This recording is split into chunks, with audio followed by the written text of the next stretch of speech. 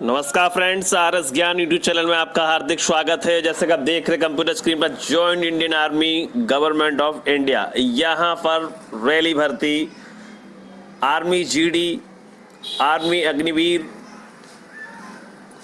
और भी इसमें पोस्टें जो हैं शामिल हैं, जो कि आवेदन स्टार्ट हो चुके हैं।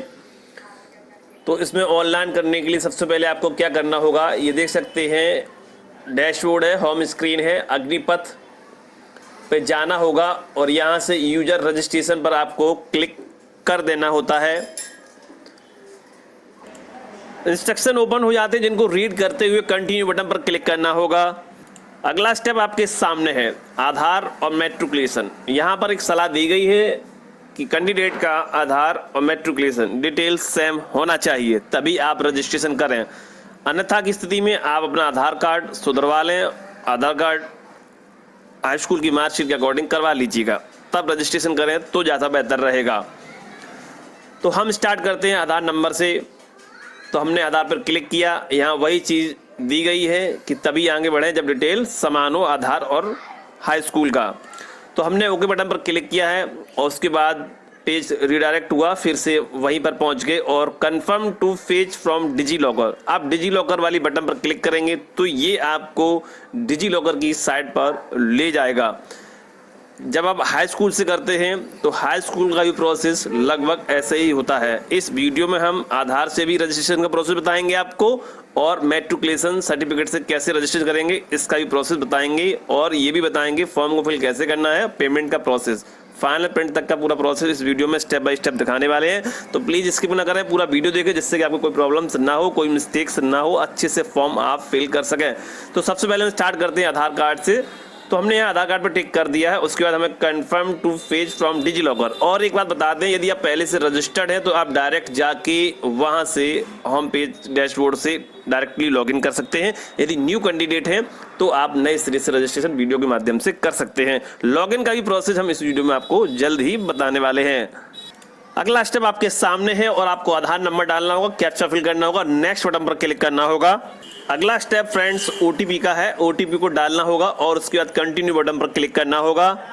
अगला स्टेप आपके सामने है, अब आपको अलाउ बटन पर क्लिक करना होगा। तो फ्रेंड्स यहाँ पर एक सूचना है, यदि आपका नाम और जन्म तिथि मैट्रिक प्रमाण पत्र के साथ मेल नहीं खाता तो आपको पंजीकरण के लिए आगे बढ़ने से पहले आधार में सुधार करवा लेना चाहिए। ठीक है फ्रेंड्स, जैसे ही डिटेल आपकी फेच होती है डिजी लॉकर से, वैसे ही अगला स्टेप आपके सामने है जो कि आपको फिल करना होता है। तो फ्रेंड्स उसके बाद जो बैलेंस फील्ड है उसमें आपको अपना स्टेट है, आधार नंबर है, कैंडिडेट नेम एज गिवन आधार के हिसाब से बनना होगा। उसके बाद यहाँ पूछा गया है is your name in Aadhaar in same in matriculation, तो आपको यस करना होगा। उसके बाद care of as given in Aadhaar, पिता का नाम क्या लिखा हुआ वो लिखना होगा। 10th की मार्कशीट में क्या नाम लिखा वो यहाँ डाल देना होगा। उसके बाद माता का नाम डालना होगा, डेट ऑफ बर्थ डालनी होगी जो आपके हाई स्कूल में है। उसके बाद पूछा गया है कि डेट ऑफ बर्थ और आधार कार्ड में सेम है तो आपको यस करना होगा। उसके बाद ईमेल एड्रेस है, उसके बाद मोबाइल नंबर है। ये सभी स्टेप जब आप ऑनलाइन करेंगे तो आपको स्पष्ट और क्लियर दिखाई देगा और आप अच्छे से फिल कर पाएंगे। कैप्चा फिल करना होगा, उसके बाद सबमिट बटन पर क्लिक कर देना होता है। अगला स्टेप आपके सामने है, आपकी ईमेल आईडी पर एक ओटीपी गया होगा और ओटीपी को डालकर कैप्चा फिल करते हुए आपको सबमिट करना होगा। ओटीपी यदि नहीं आ रहा है तो अगेन जनरेट ओटीपी पर क्लिक करके ओटीपी मंगा के स्टेप को फॉलो कर सकते हैं। अगला स्टेप फ्रेंड्स आपके सामने है, यहाँ पर कैंडिडेट नेम है, पिता का नाम है, माता का नाम है और डेट ऑफ बर्थ है। ये रजिस्ट्रेशन के समय का यहाँ ओपन हो जाएगा।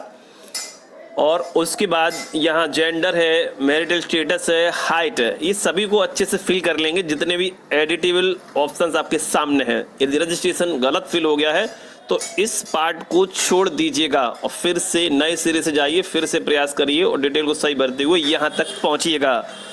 उसके बाद यहाँ मोबाइल नंबर पहले से होगा, ईमेल पहले से होगा, आधार कार्ड टिक होगा और यहाँ पर आधार नंबर आपका पहले से आ जाएगा और यूज़र आईडी में अपना ईमेल यूज़ करेंगे। उसके बाद स्टेट है, डिस्ट्रिक्ट है और तहसील है, इनको अच्छे से सिलेक्ट करेंगे।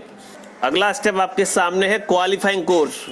यदि आप आर्मी जीडी का कर रहे हैं या फिर आप एनए नर्सिंग असिस्टेंट का कर रहे हैं या ट्रेड्समैन का कर रहे हैं जो भी फॉर्म अप्लाई कर रहे हैं, जिस भी पोस्ट के लिए कर रहे हैं, तो एलिजिबिलिटी देख लीजिएगा। तो जैसे कहा मैं आर्मी जीडी का फॉर्म फिल कर रहा हूँ और मुझे 10th क्लास से फिल करना है, तो यहाँ 10th सेलेक्ट कर लेंगे। हाईएस्ट भी सिलेक्ट कर सकते हैं, बट मुझे 10th ही मेरे पास, तो मैं 10th ही सिलेक्ट कर रहा हूँ। पास पर टिक कर देंगे। उसके बाद मैट्रिकुलेशन 10th बोर्ड को सिलेक्ट कर लेंगे। सीबीएसई बोर्ड है, यूपी बोर्ड है। उसके बाद यहाँ पर प्रमाण पत्र संख्या 10th की डालनी होगी। सीबीएसई बोर्ड है तो सीरियल नंबर डालिएगा यहाँ पर। उसके बाद यहाँ आर यू रिवर्सिटिंग कैंडिडेट, तो यहाँ पर आपको नो करना होगा। यूजर नेम आपका ईमेल आईडी होगा। उसके बाद पासवर्ड को क्रिएट कर लेंगे। क्रिएट करने के लिए यहाँ पर इंस्ट्रक्शन दिए गए हैं, चलिए हम आपको बता देते हैं। पहले नाम का पहला अक्षर जैसे मोहन है तो एम बड़ा कर लीजिए, और सेकंड अक्षर अपना स्मॉल ओ, उसके बाद 1 बना लीजिए @ फिर उसके बाद जो है न्यूमेरिकल की कोई 4 डिजिट दे दीजिए। पासवर्ड बनकर तैयार हो जाएगा। इंस्ट्रक्शन भी देख लीजिए और दोनों में कंफर्म करके फिल कर देना है। कैप्चा फिल करके सेव बटन पर क्लिक कर देना होगा। सेव करते ही आधार कार्ड से आपका रजिस्ट्रेशन सक्सेसफुल क्रिएट हो जाता है। फ्रेंड्स, यदि आप मैट्रिक सर्टिफिकेट का चयन करते हैं तो आपको यहां फिर से confirm to fetch from DigiLocker पर क्लिक करना होगा। अगला स्टेप डिजी लॉकर का आपके सामने, यहाँ पर अपना बोर्ड सेलेक्ट करना होगा, रोल नंबर फिल करना होगा, पासिंग ईयर है, ईमेल आईडी है, फुल नेम लिखना होगा, मोबाइल नंबर लिखना होगा, बिल्कुल सही सही लिखना होगा। उसके बाद फाइंड बटन पर क्लिक करना होगा। देखिए आधार से तो मैंने पूरा बता दिया कंप्लीट प्रोसेस, रजिस्ट्रेशन कैसे किया जाएगा। उसके बाद 10th का भी बता देता हूँ। उसके बाद बताऊँगा अगला स्टेप जो फॉर्म को फिल करना है। उसके बाद यहाँ पर डिजी लॉकर से कुछ डिटेल फेच होकर आपकी कंप्यूटर स्क्रीन पर आ जाती है। उसमें से जो बैलेंस फील्ड है वो आपको फिल करने होते हैं। बैलेंस फील्ड भरने के बाद जो शेष चरण हैं, जो शेष स्टेप हैं, वो आधार कार्ड के अकॉर्डिंग ही आपको फिल करने होंगे और रजिस्ट्रेशन का प्रोसेस हाई स्कूल की मार्कशीट के माध्यम से आप पूरा कर सकते हैं। तो चलिए अब हम पहुँचते हैं अगले स्टेप पर। फ्रेंड्स, जैसे मैंने आपको आधार कार्ड के अकॉर्डिंग पूरा रजिस्ट्रेशन करके दिखाया था, उसके बाद मैंने हाई स्कूल का बताया था, लेकिन हाई स्कूल का आधा ही बताया था क्योंकि शेष चरण आधार कार्ड की अकॉर्डिंग जो रजिस्ट्रेशन किया था उसके अकॉर्डिंग आप हाई स्कूल के माध्यम से पूरा कर सकते हैं। तो रजिस्ट्रेशन आपने कंप्लीट कर लिया होगा। उसके बाद आपको होम पेज यानी डैशबोर्ड पर आना होगा। फ्रेंड्स, रजिस्ट्रेशन सक्सेसफुल होने के बाद आप यहां पर आ जाएंगे डैशबोर्ड पर, जहां पर देख सकते हैं रेगुलर कैडरे JCOR, और आपको जाना होगा लॉगिन/अप्लाई वाली बटन पर, जहां से आपको लॉगिन करना होगा। यूजर नेम आपका ईमेल आईडी होगा।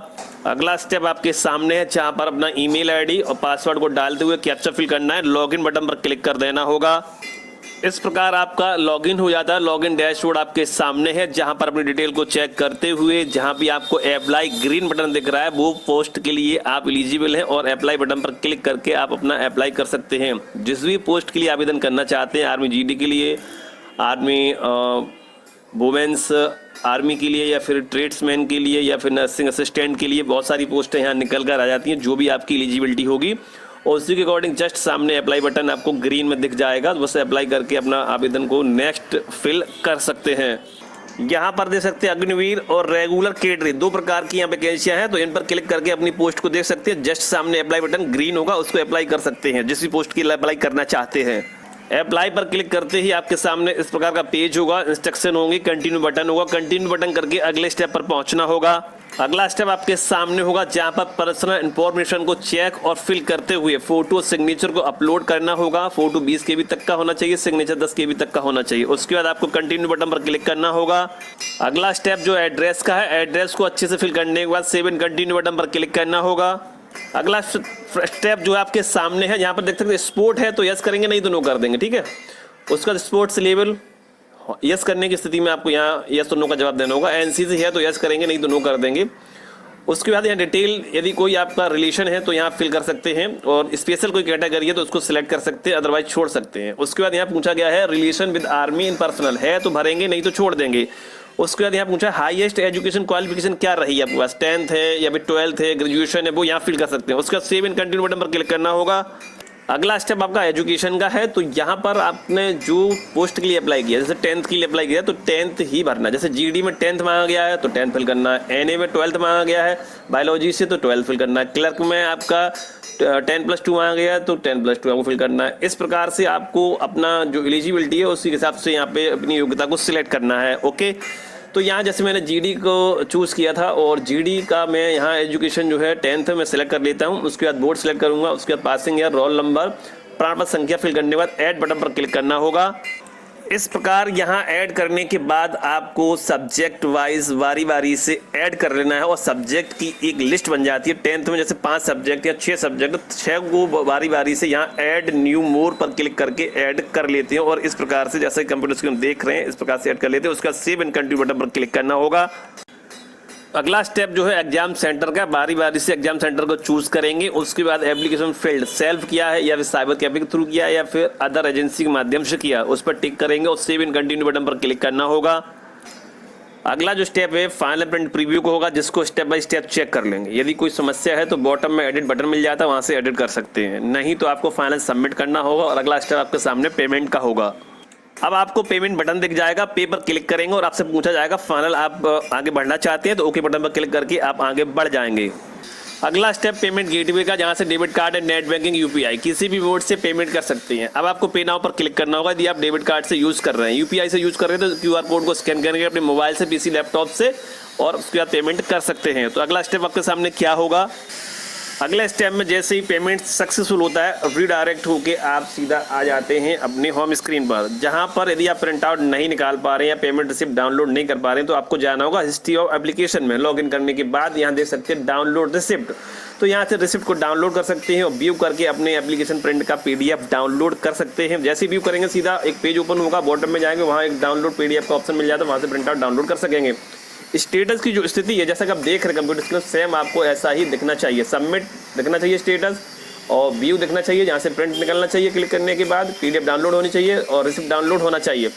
पेमेंट सक्सेसफुल कर गया या फेल्ड हो गया, अपडेट नहीं हो पा रहा, तो यहाँ देखिए for any payment related issue please click here, यहाँ से क्लिक करके अपनी समस्या का समाधान कर सकते हैं। इस प्रकार फॉर्म जो है आपका सक्सेसफुल सबमिट हो जाता है। फ्रेंड्स कोई समस्या लग रही है तो कमेंट लिखें, वीडियो पसंद आया तो लाइक सब्सक्राइब करें। वीडियो देखने के लिए सभी का धन्यवाद। नमस्कार, जय हिंद, जय भारत।